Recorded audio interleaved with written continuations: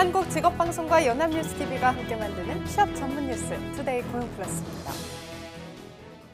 요즘 취업 시장의 최대 화두는 단연 출신 대학 등을 보지 않겠다는 블라인드 채용입니다. 채용 시장의 일대 변화가 예상되는데요. 공공기관에 먼저 도입이 됐는데 긍정적 평가 못지않게 역차별을 일으킬 거라는 부정적 의견도 만만치 않습니다. 한지희 기자입니다. 이번 달부터 전국 공공기관에 도입된 입사지원서입니다. 출신지, 학력, 사진 등을 적는 칸은 사라졌고 그 자리를 직무와 관련된 경력 항목이 채웠습니다. 면접에서도 인적 정보와 관련된 질문은 할 수 없습니다. 스펙보다는 지원자의 능력을 중심으로 선발하겠다는 겁니다. 하지만 새로운 채용 문화 방식을 바라보는 취업준비생들의 반응은 엇갈립니다. 지방대건 명문대건 상관없이 자신의 능력에 당당할 수 있는, 좀 더 공평하게 자신의 능력에 따라 평가받을 수 있는 사회가 되지 않을까 싶습니다. 정책 취지에는 공감하지만 취업 시장의 혼란을 우려하는 의견도 적지 않습니다. 학력을 좀 더 본다거나 하는 게 이제 성실도를 파악할 수 있는 척도가 되기 때문에 그래서 그 범위에 대해서는 좀 더 사회적인 합의가 필요하다고 생각을 합니다. 스펙을 준비하기 위해서 많은 취준생들이 노력을 하는데 그 노력을 이제 보지 않으니까 배신감이 느껴지고, 또 이제 기업 입장에서도 자신들이 원하는 인재상을 찾는데 이제 블라인드 채용이 그 걸림돌이 되지 않나 생각합니다. 정부는 다음 달부터 149개 지방 공기업에서도 블라인드 채용을 실시하고 앞으로 민간 기업까지 확대하겠다는 방침입니다. 찬반 논쟁이 거세지면서 정책의 취지는 살리되 적합한 인재를 채용할 수 있는 구체적인 가이드라인이 필요하다는 목소리가 커지고 있습니다. 연합뉴스TV 한지입니다. 서울시가 무기계약직 2,400여 명을 모두 정규직으로 전환하기로 했습니다. 고용이 보장된다는 이유로 임금차별에도 그간 정부가 정규직으로 간주했던 무기계약직을 비정규직으로 인정하는 셈이어서 향후 정부 대책에도 영향을 미칠 것으로 보입니다. 박수주 기자입니다. 정규직 전환 대상은 서울교통공사와 시설관리공단 등 서울시 투자출연기관 11곳에 무기계약직 2,442명입니다. 무기계약직은 정규직과 차별된 임금과 승진, 복리 후생 등을 적용받아 중규직으로 불려왔습니다. 고용이 안정됐다는 이유만으로 비정규직 통계에서는 제외됐는데 서울시는 무기계약직을 사실상 비정규직으로 보고 차별 해소에 나섰습니다. 중규직이라고 하는 신조어가 사라질 수 있도록 또 노동의 처우의 합리적인 기준을 마련하겠습니다.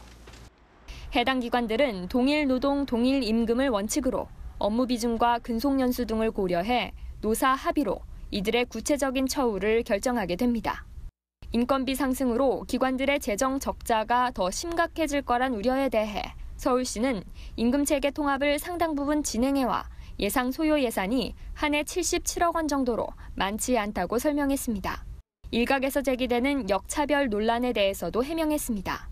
정규직으로 전환되는 건 공무원이 아니고요. 투자 출연기관 직원입니다. 구체적인 사항들은 실제 기존 노조와의 노사 협의를 통해서 그 부분은 최종적으로 정리가 될 거라고 생각합니다. 서울시는 이 밖에도 기간제 노동자 등에게 적용되는 기본임금인 생활임금을 올해 8,000원대에서 2019년까지 10,000원대로 올리고 주 40시간씩이라는 노동시간 단축 제도도 내년에 도입할 계획입니다. 연합뉴스TV 박수주입니다. 직장인의 휴가를 장려하면 16조 원의 경제 효과가 발생한다는 연구 결과가 나오는 등 최근에 휴가의 경제학이 눈길을 끌고 있습니다. 하지만 대책 없이 휴가만 늘리면 오히려 해외여행만 늘어날 수 있다는 지적도 나오고 있습니다. 이경태 기자입니다. 산업연구원은 최근 미사용 연차 휴가를 다 사용하면 여가 활동으로 소비되는 지출 때문에 16조 8천억 원에 달하는 경제적 파급 효과가 발생한다고 분석했습니다. 생산 유발 효과는 29조 3천억 원으로 중형차 46만 대 생산과 맞먹는 수준입니다. 제대로 쉬는 것이 결국 개인과 조직뿐 아니라 기업을 살리고 국가 경제를 활성화시킬 수 있다는 이야기입니다. 다만 숨겨진 통계도 주목해야 합니다. 직장인들은 한 번에 평균 3일 휴가를 간다는 응답이 가장 많았는데 기간이 짧다 보니 국내 여행을 선호했습니다. 만약 휴가 기간이 길어질 경우 해외여행이 늘어날 수도 있다는 이야기입니다. 우리 국민은 국내 여행에서 휴가기간 평균 74만 원을 쓴 반면 해외여행에선 239만 원을 썼습니다. 정부가 10월 2일을 임시 공휴일로 지정하면 최장 10일짜리 추석 연휴가 생기는데 이미 올해 상반기 우리 국민의 해외여행은 작년 동기 대비 20% 가까이 증가한 상황입니다. 이 와중에 중국 관광객은 크게 줄어 관광 수지 적자는 지난 3월 10억 달러를 넘어선 후 계속 늘고 있습니다. 국내 여행 시 휴가비 일부를 지원하는 프랑스처럼 적극적인 내수 활성화 대책을 마련해 당장 올여름과 10월 연휴를 대비해야 한다는 목소리가 높습니다. 연합뉴스TV 이경태입니다. 내년도 최저임금 인상으로 중소기업이 외국인 근로자에게 추가로 지급해야 하는 인건비가 1조 원을 넘을 전망입니다. 중소기업 중앙회는 내년도 시간당 최저임금이 7,530원으로 확정되면서 중소기업의 외국인 근로자 인건비는 내년에 1조 752억 원이 더 늘어날 것으로 추산된다고 밝혔습니다. 이에 따라 중소제조업체가 내년부터 부담해야 될 외국인 근로자 총 인건비는 8조 7,967억 원에 달할 전망입니다. 중소기업의 전체 인건비 추가 부담액 추산 규모도 이전 15조 2천억 원에서 16조 원 이상으로 증가할 것으로 예상됩니다. 사드를 둘러싼 중국의 경제적 보복에 우리나라의 한류 콘텐츠 수출이 직격탄을 맞고 있습니다. 한국은행 국제수지의 서비스 통계를 보면 올해 1월에서 5월 음향 영상 및 관련 서비스 수지는 1억 5,660만 달러 흑자로 지난해 같은 기간보다 흑자 규모가 25.4% 줄었습니다. 음향 영양 서비스 수지는 그동안 한국 드라마와 영화, 음악이 중국과 동남아시아 등에서 인기를 끌면서 빠르게 개선되었지만 지난해 3분기부터 내리막길을 걷고 있습니다. 정부가 최저임금 관련 태스크포스 회의를 열고 영세 소상공인 지원 대책 주요 과제를 선정했습니다. 17일 기획재정부 고영관 1차관과 고용노동부 이성기 차관 주재로 열린 첫 번째 TF 회의에서는 정부는 최저임금 인상으로 인해 피해를 입을 것으로 예상되는 업종에 신용카드 우대 수수료율 적용을 확대하는 등 지원을 강화하기로 했습니다. 또 고용이 불안정해질 수 있는 경비원 등의 고용 유지를 위해 고용 연장 지원금의 분기당 지원 금액을 매년 확대하기로 했습니다.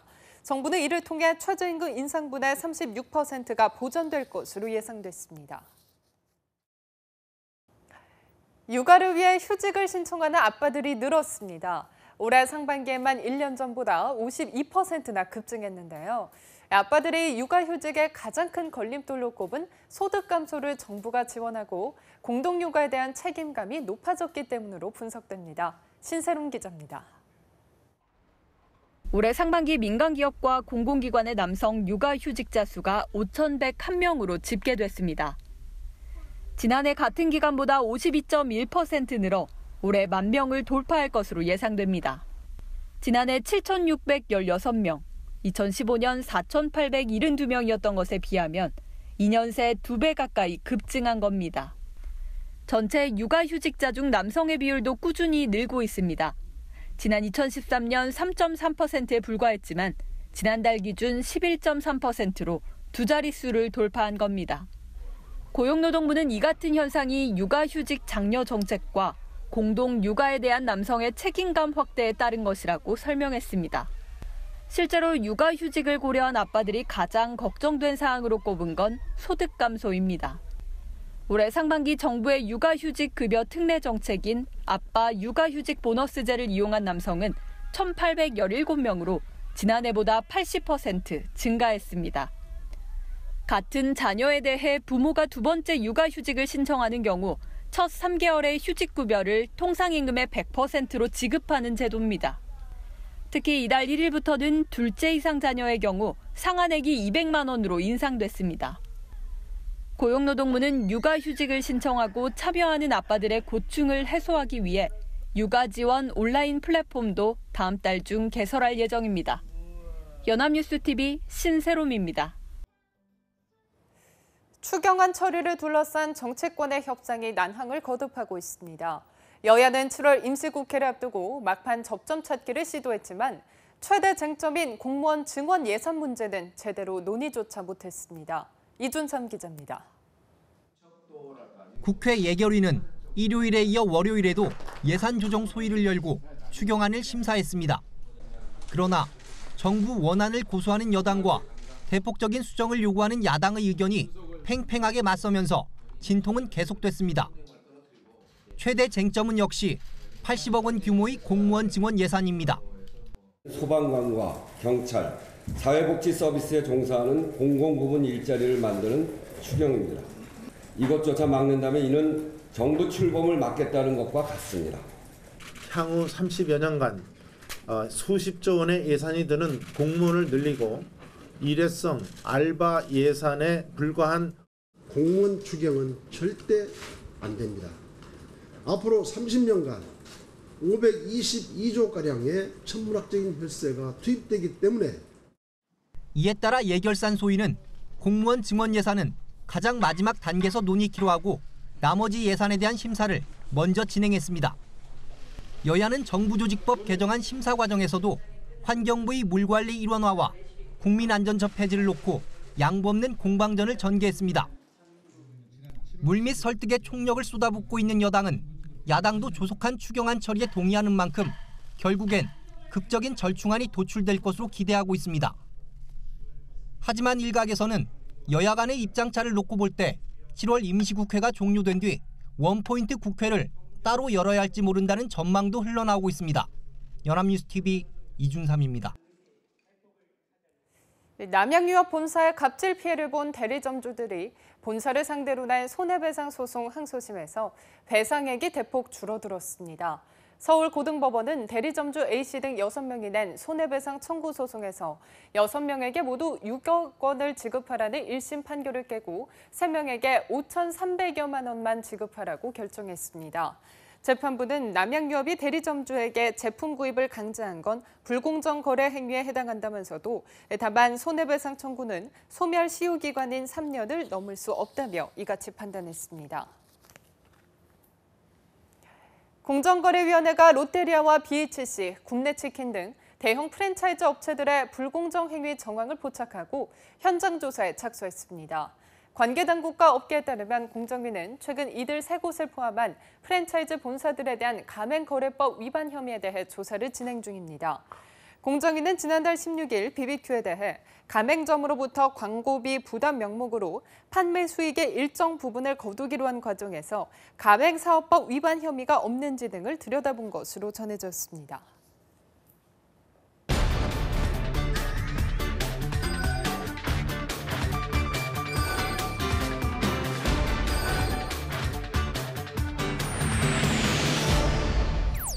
네, 사회적으로 핫한 이슈를 키워드로 알아보는 핫키워드 시간. 오늘도 안혜경 아나운서와 함께합니다. 안녕하세요. 네, 안녕하세요. 네, 핫키워드 시간입니다. 얼마 전 미국의 한 유명 모델 아드리아나 리마의 결혼 소식이 화제가 됐습니다. 결혼 반지를 끼고 SNS에 사진을 올린 모습까지 화제가 됐던 아드리아나 리마. 그런데 여기에 반전이 한 가지 있습니다.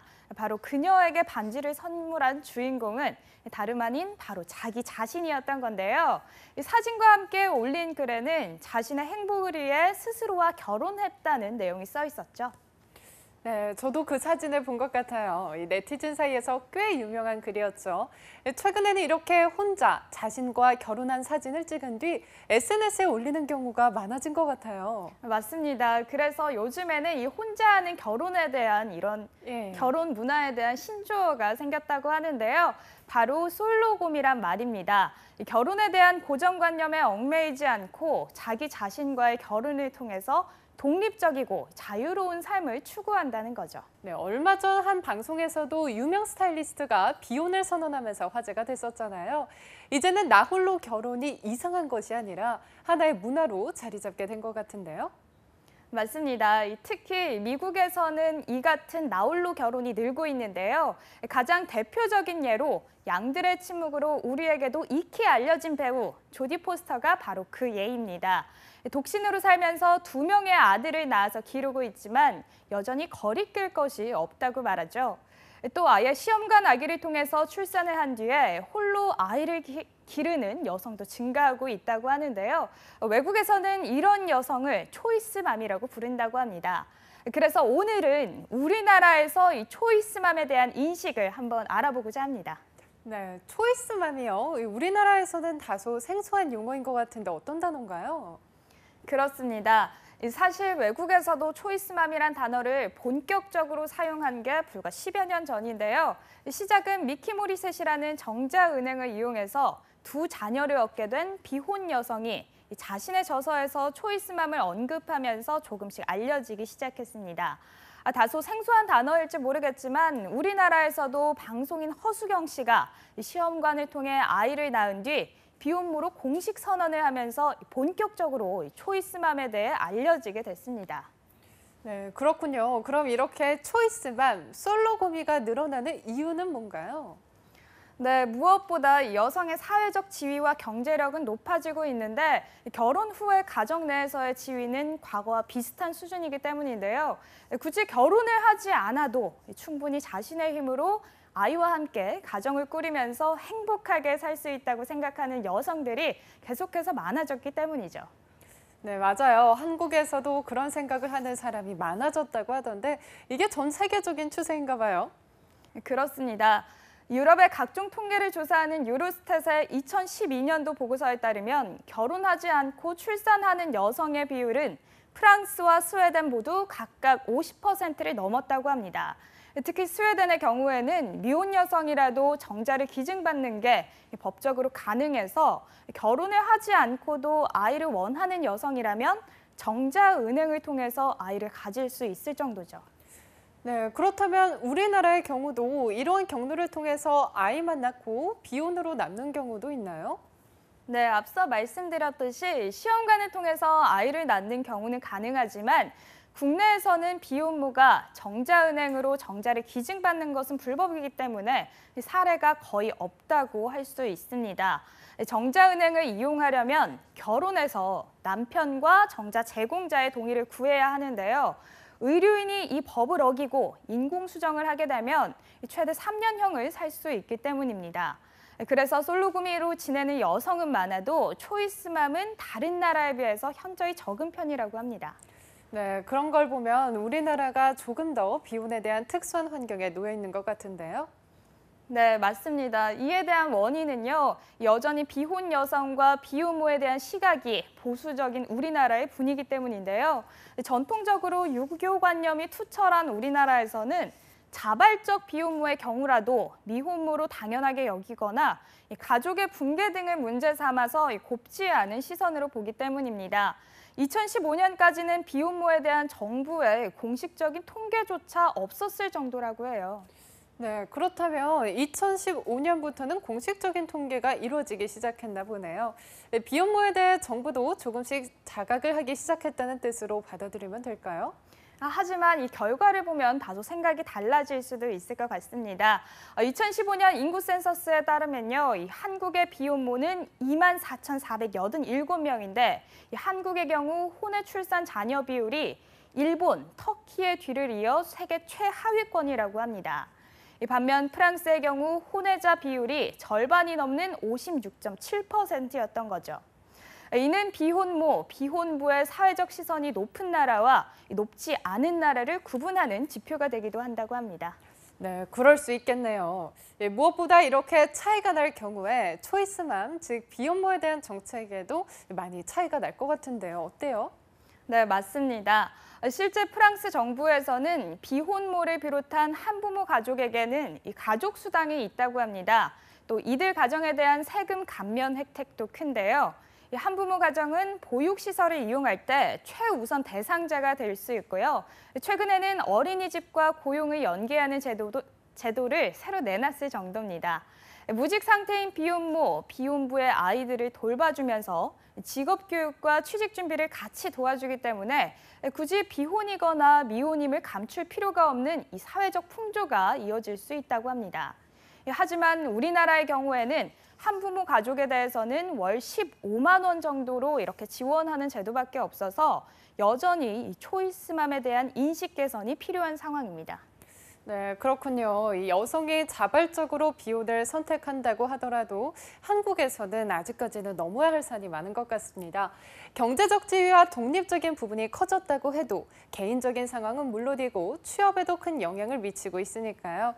경제뿐만이 아니라 사회가 보다 나은 방향으로 발전하기 위해서는 소수의 선택도 존중받아야 하지 않을까요? 네, 지금까지 안혜경 아나운서와 함께했습니다. 고맙습니다. 네, 고맙습니다. 네, 투데이 고용 플러스 오늘 준비한 소식은 여기까지입니다. 시청해주신 여러분 고맙습니다.